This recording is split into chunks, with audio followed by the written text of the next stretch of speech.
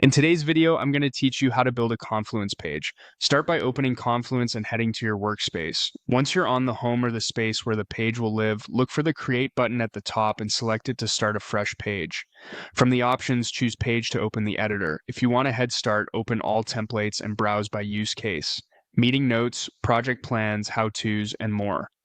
Using a template gives you proven structure so you don't have to start from a blank canvas. If you prefer AI help, click Write to ask the built-in assistant for an outline, a first draft, or ideas. Provide a clear prompt, then review and refine the output so it fits your voice and your team's standards. Now, let's format. Use the text styles menu to pick headings for sections and subsections.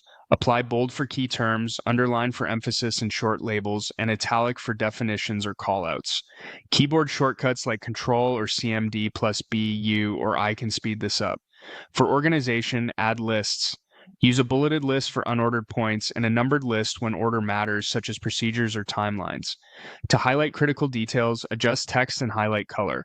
Keep accessibility in mind, choose high contrast combinations and use color sparingly so content stays readable.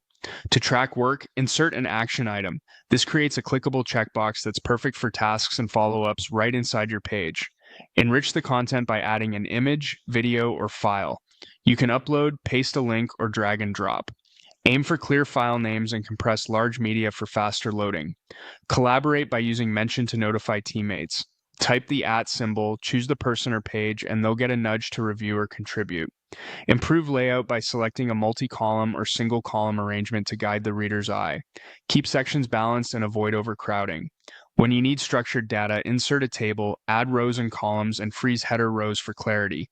Use insert elements to add extras like panels, dividers, code blocks, or other macros, depending on what's available in your site.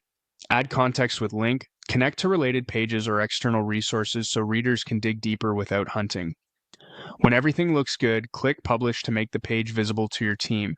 You can always edit later as your project evolves. You now have a clear, collaborative Confluence page from start to finish.